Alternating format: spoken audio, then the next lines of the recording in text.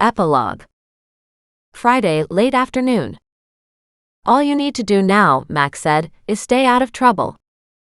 Doreen shrugged. How much trouble can I get in? I've been gardening all day, and I'm coming up to the big hydrangea bush.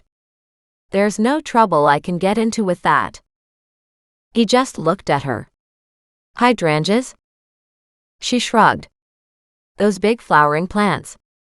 I promise I'll spend tomorrow working in my garden. He stared at her in doubt. She chuckled. Of course, I can't guarantee what I might find. You don't get to find anything, he said, a warning in his tone. Well, why not? There was a gun in the gardenias. Maybe I'll find. She stopped, pondered for a moment. How about I find handcuffs in the hydrangeas? She announced triumphantly.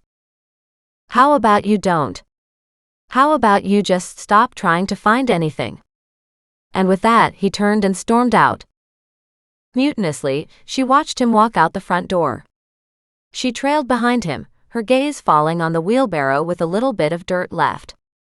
She still had to return the last of it to her neighbor. She picked in the handles to the wheelbarrow and pushed it over to his house. There she rapped on the door. When he opened it, glaring at her suspiciously, she said, I just brought this back.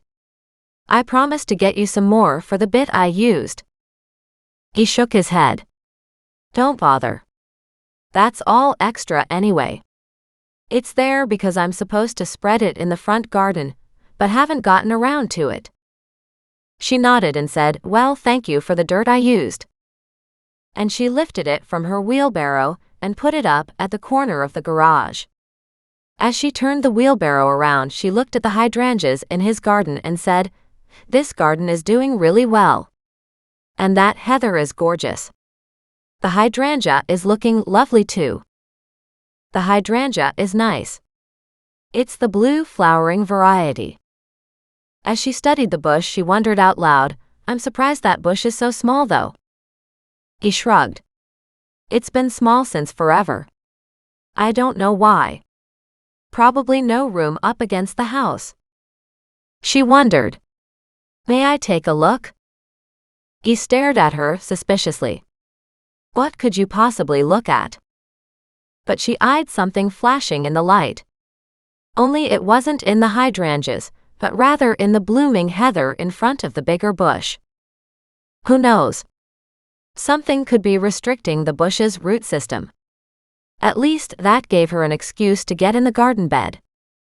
She crouched at the edge of the hydrangeas to where the heather had tangled up in something metallic. Almost immediately, she identified the item. She gasped shocked and then she laughed. Very carefully, she scooped away the leaves and the mulch that had piled up over the years. And sure enough, she found a set of handcuffs, one of which was caught around the plant.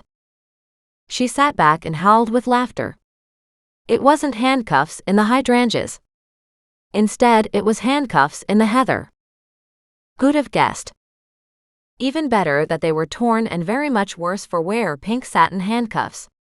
She snickered. Wait until she told Mac.